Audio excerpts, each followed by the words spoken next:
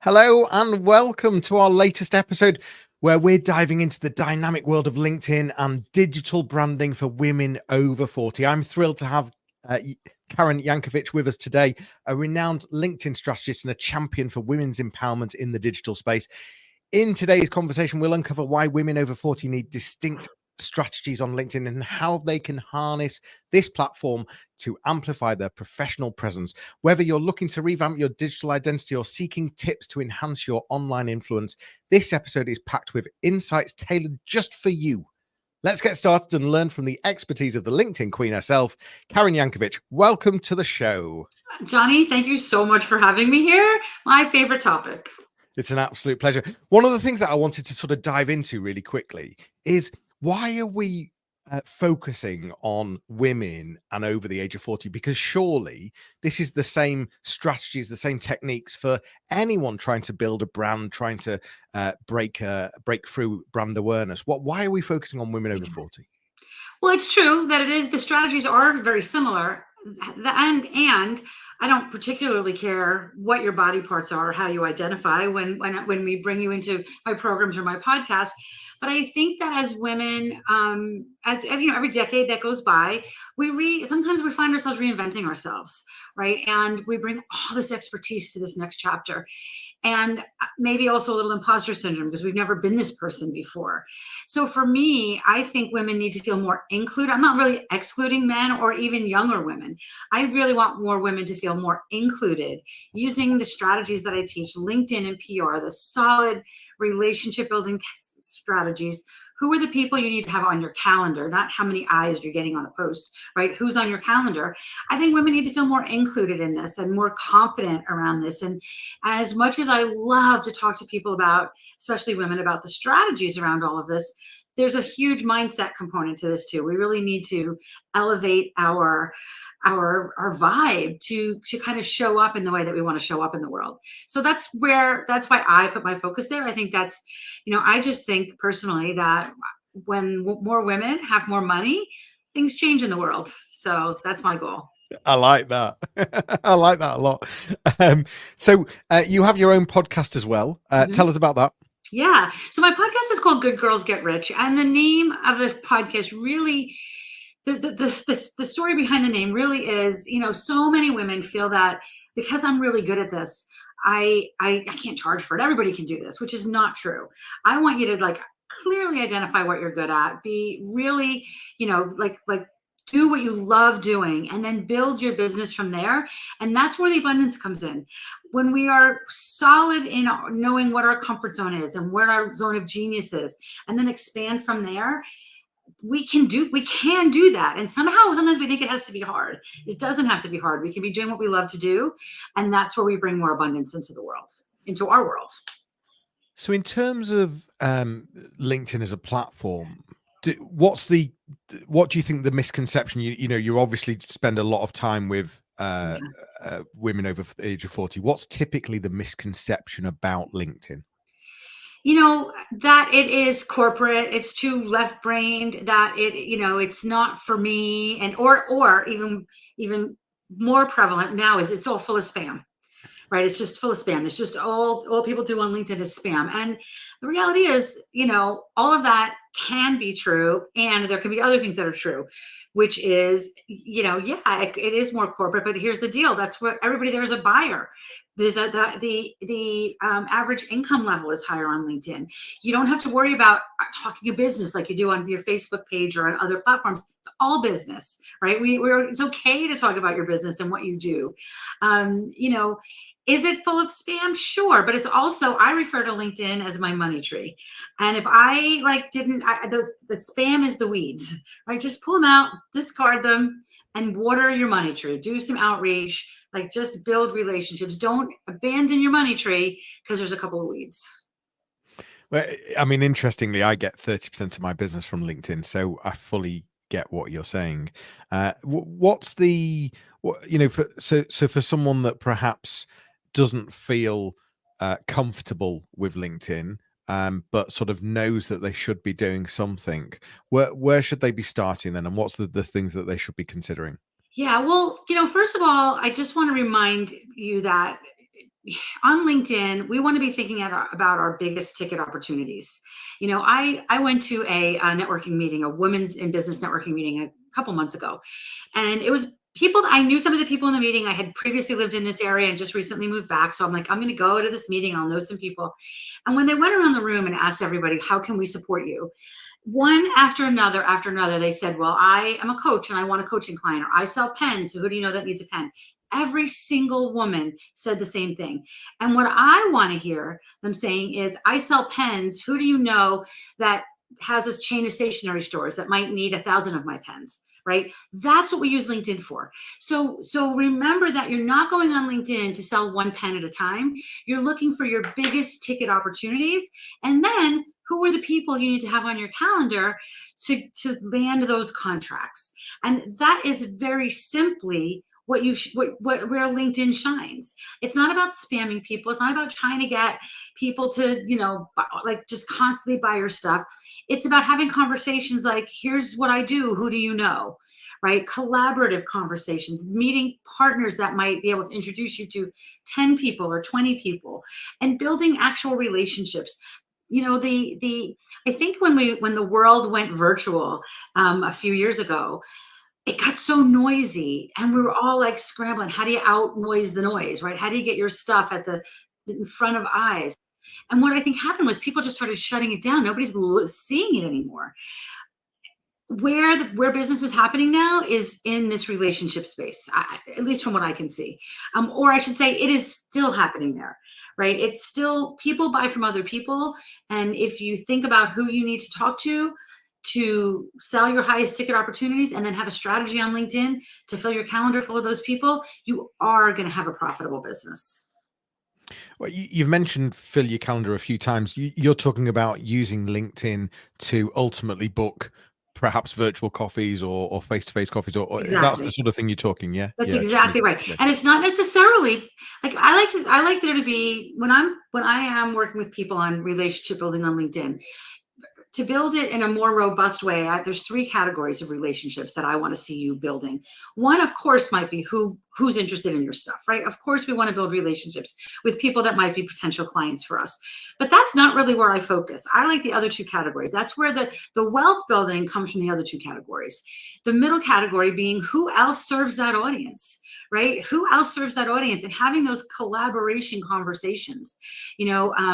Maybe they'll send out an email for you, or they'll put you on a LinkedIn Live and introduce you to their audience. You get to borrow their credibility a little bit, and it doesn't have to be in massive numbers, right? It doesn't. You're not really looking for like Tony Robbins to feature you.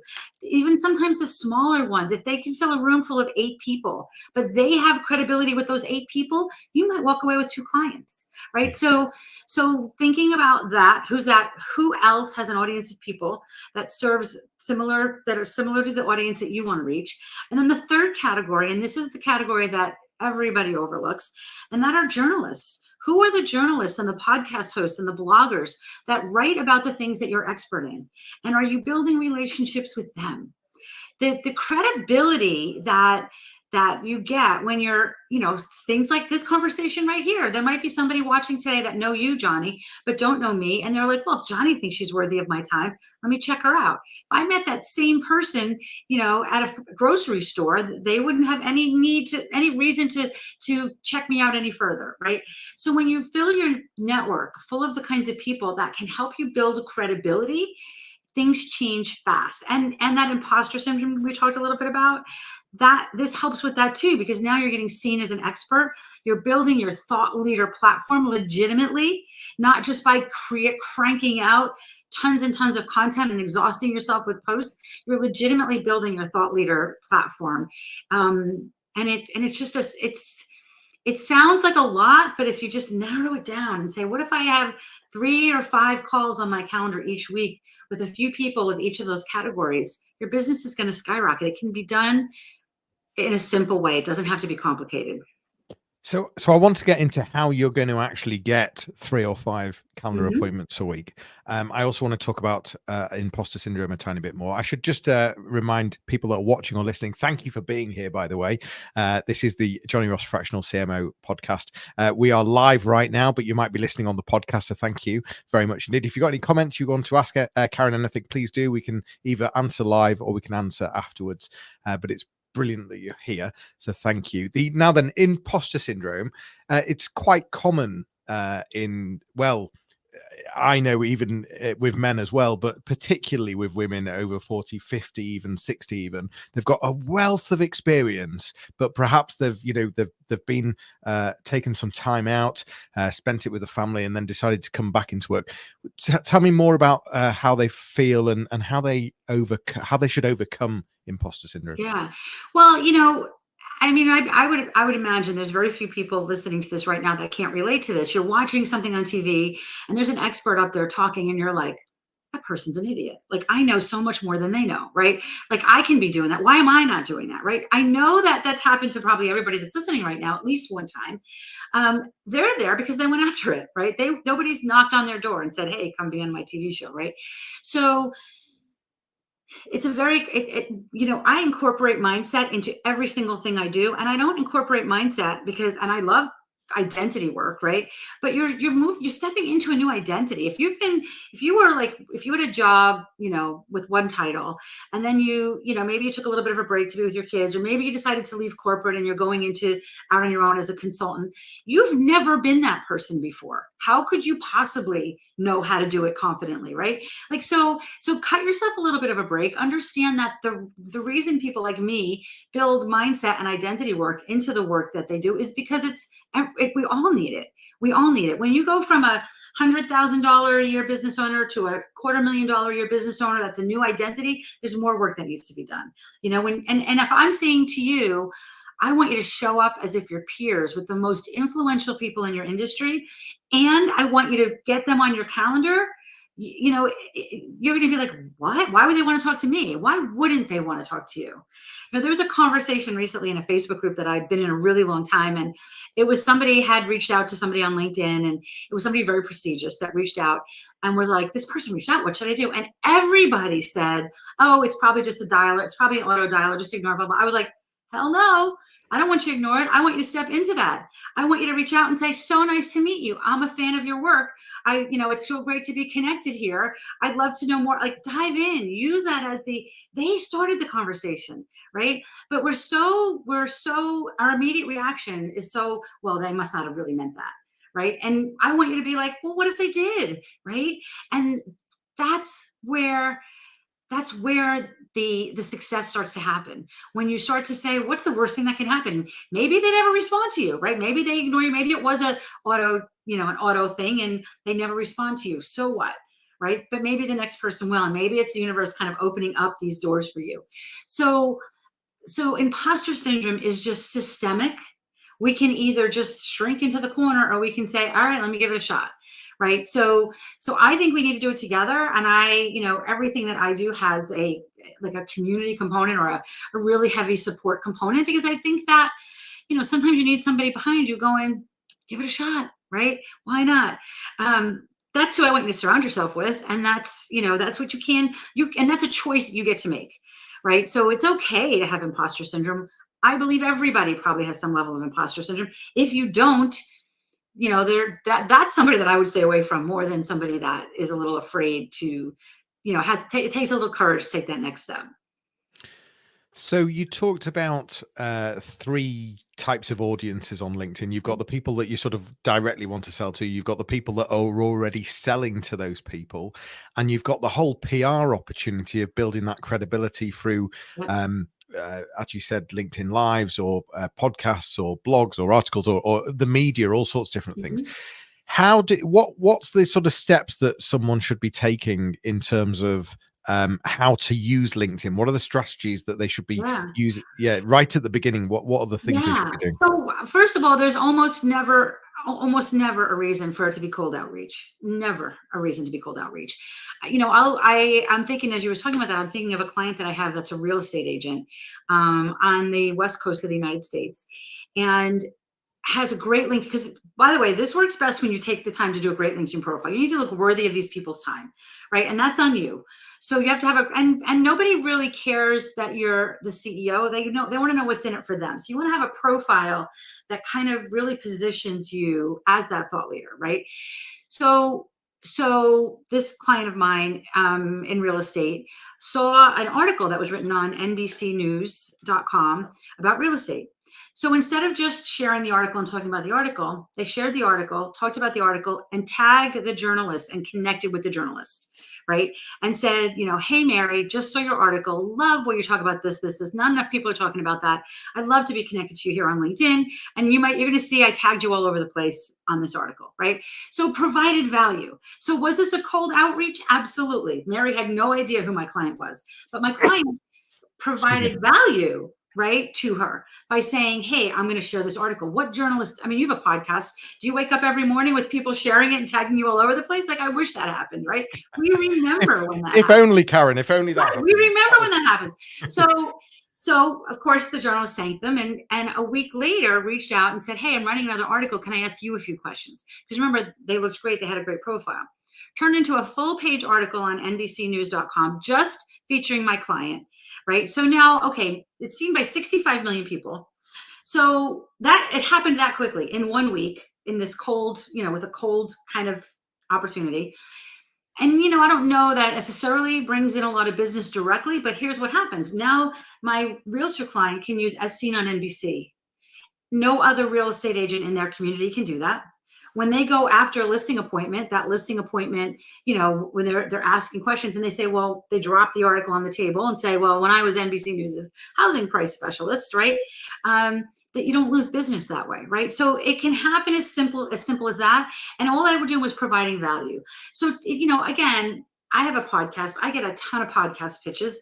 I don't necessarily, I look at them, but I very rarely use them because to me, I don't really know these people. But if somebody takes the time to listen to my show, share it on social media, tag me in it and say, love this episode, and by the way, you guys, if you want to be on Johnny's show or my show, do that right now to this show, right? Share it with your audience. We will remember that.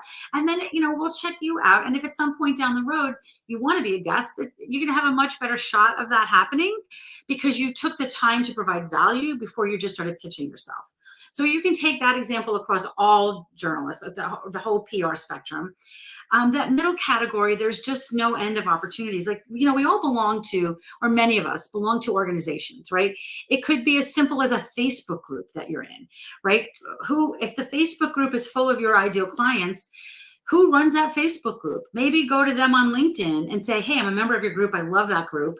I'd love to be connected to you here, right? You're not pitching them yet. You're just saying, I think there might be opportunities to collaborate.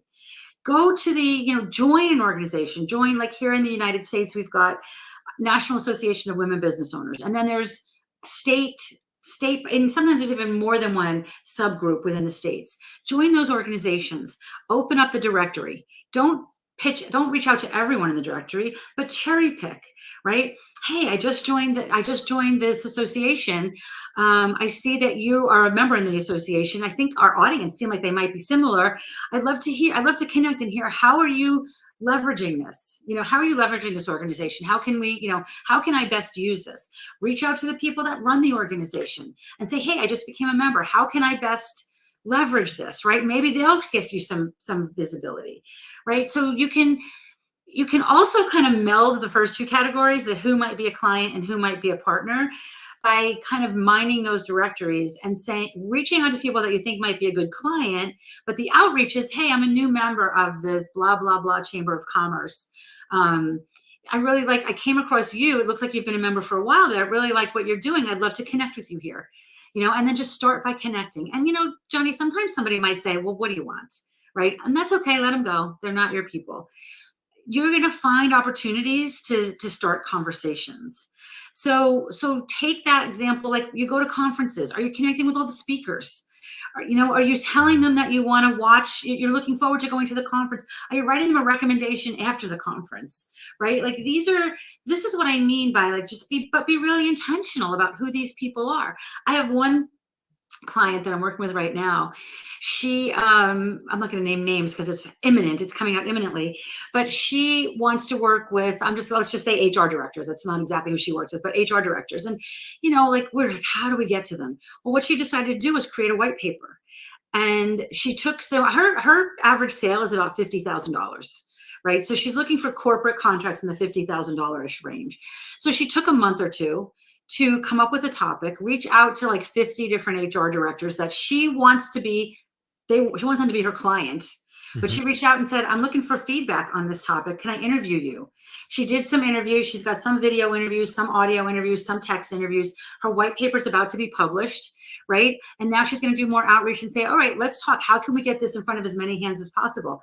But ultimately, if 4 of those people say, yeah, I want to hear more about your services, that's $200,000, right? So it's about diving deep and creating sometimes these opportunities. So it's not just about spamming. It's about thinking outside the box, getting creative, and building actual relationships with the kinds of people that you think can bring more wealth into your world.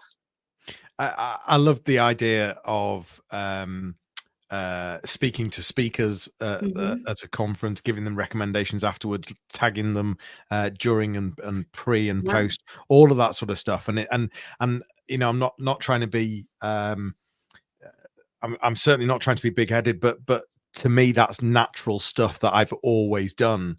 But very few people do it. Very few people do it.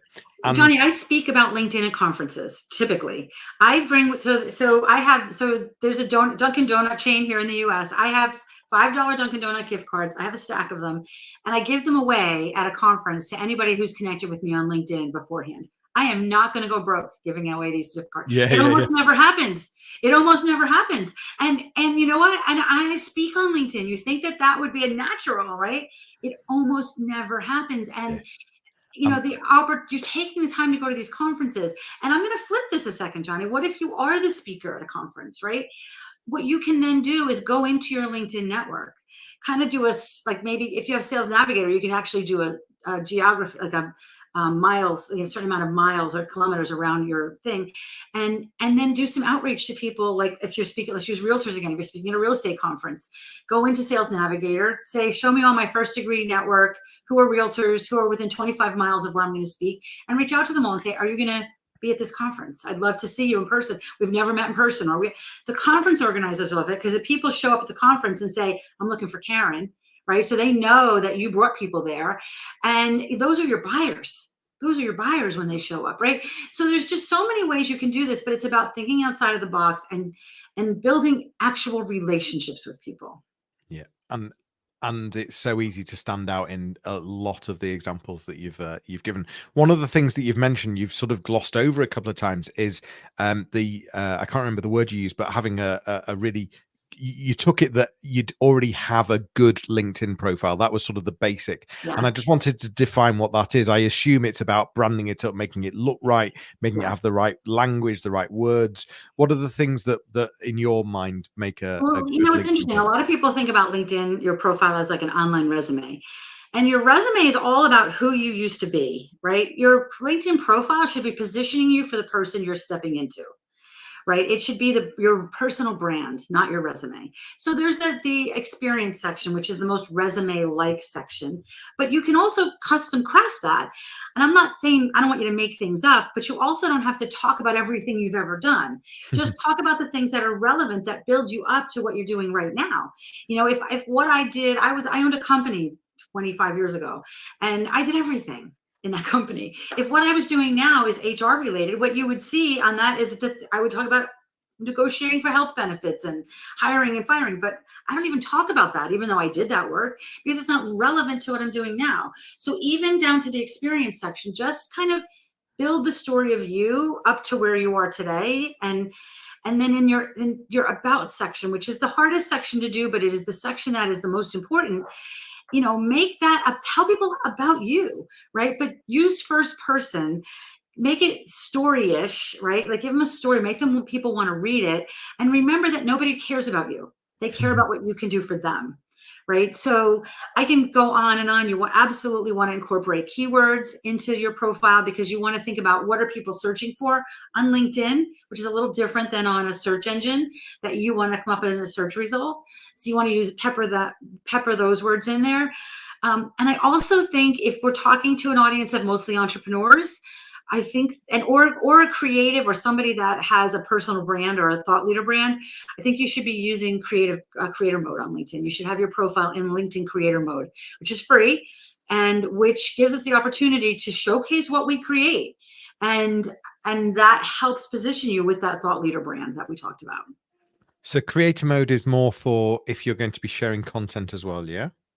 Not necessarily, yes, but not necessarily. What it does is it positions you and anything you've created above your skills and stuff like that, right? But it gives you opportunities. You get the opportunity to do LinkedIn Lives. You get a LinkedIn newsletter opportunity. You get additional links that you can share to like your website or a lead magnet or something like that, right? So it gives us more tools than traditional resume like type normal LinkedIn And, normal. and Normal.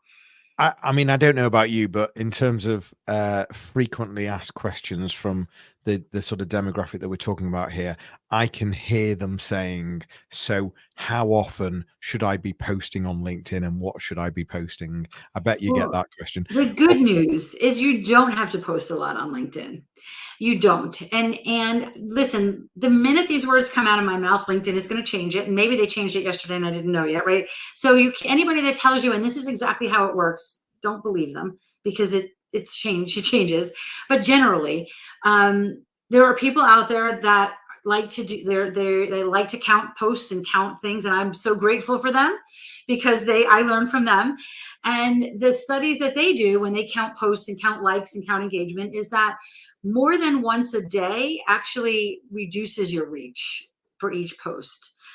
And that once a day doesn't necessarily have to even be your own content, right? Like, if you are, like this is out on my LinkedIn profile right now. So this is my once a day. I don't have to do anything, right? I just showed up to talk to you. So, at most once a day. If you're doing a few times a week, that's a beautiful thing too. Again, I'm not too worried about how many people see my posts. I'm more concerned with who's on my calendar. But that being said, as you're starting to build out your network through all these people we talked about, the journalists, the podcast hosts, the people in your associations, you want to stay top of mind with them. So you do want to have consistent content going out, tagging people where you can. And if you're doing these things that we're talking about here, the content piece is going to come naturally. You don't have to create something fake. Yeah. Yeah, that makes a lot of sense. So this is very much about mindset. It's about confidence. It's about actually, spinning it on its head and thinking, well, actually, maybe they are interested in hearing from me. Right. I do know what I'm talking about. And you've said it a couple of times, thinking outside the box. So using opportunities, not just sharing an article, but tagging the journalist. I mean, And what a then great connecting idea. with the journalist and telling them how much you loved their article and how much you loved what they wrote. Who doesn't want that? It used to be, years ago with the news, they would say things like, if it bleeds, it leads, right? Now they talk about if it's shareable, it's airable. So they especially journalists like NBC and things like that, I was at a local TV station here in New Jersey a couple of years ago, maybe. And they have like a leaderboard on the wall of social media posts and likes and engagement and shares and contents. They actually get, like, they track that stuff. They're tracking that stuff. So they're very happy when we're sharing their stuff, and it fits right in. I also I saw a panel recently, and we talked to one of the questions and it was all New York, and I live right outside New York City. So this was New York City journalists here. This was not like, in the middle of nowhere. This is some of the, biggest journalists in the world. And they were asked what's the best way to reach you if we have a story? And every one of them said social media. Every one of them said social media, DM us on Twitter, DM us on Facebook or LinkedIn. So that's where they're getting this information. Their inboxes are crazy, and they're dynamic. They want us to reach out to them. They need us to reach out to them. Karen, you have definitely made people think. And I think it is reflecting on that mindset. As you've said, you've got your own podcast, which you talked about, the Good Girls Get Rich podcast. So if you are interested in listening to that podcast, please do Google it. You'll find it on your favorite podcasting platforms. You've got a group program with quite a bit of a done for you element, and you do one-to-one work as well. Yeah. Where should people find you? Where do you, obviously you hang out on LinkedIn? I do. Well, I'm at Karen Yankovich across all social media. Connect with me on LinkedIn. And one of the questions you asked is like, what do I do if I don't know what to do? Well, I've answered that question. We created an assessment. You can get the assessment at karenyankovich.com/quiz. Or I think if you go to linkedinquiz.com, it'll take you there too. And it basically just will ask a couple questions. And then based on your answers, whether you're more of like a white paper person or more of a relatable person, like kind of some things to get started, but also some things to look out for. So you can check that out. That's completely free. And it gets you into our world. And if you want to learn more, there's all kinds of ways to learn more once you start getting, you get an email or two about your results on that. But because I think mindset is so important, I've actually added a lot of fun things to that quiz. So it's not just and here's your answer. I've even created, this was a lot of fun, morning visualizations, depending on your type, to kind of just step into the day in a more confident, powerful way, depending on which type. So there's 4 different ones for the 4 different results. So we had a lot of fun things to that, because I really want more women to understand that this is where the money is. And if you're not sure where to start, I got you. Start with the quiz or reach out to me. There's all over my LinkedIn profile. There's ways to book a call on the calendar. Ask for help. I am here to help. We will put a link to that in the show notes, but it is, as you said, karenyankovich.com/quiz. We'll put it in the show notes. Karen, thank you so much. This was fun. This was fun. Thanks for having me. It's been fun. It's been enlightening. You're clearly very passionate about it, but which I love. I'm passionate about this sort of stuff as well. But it's really given people something to think about. Thank you so much. Thanks for listening. Thanks for being here. Thanks for watching. If you enjoyed the show, let us know. Reach out, tag us, and please do tell your friends and share. This has been Johnny Ross, Fractional CMO, with Karen Yankovich, the LinkedIn Queen, I'm going to call you. Well, I'll accept that. We'll see you all soon. Take care. Thanks, Karen. Bye-bye.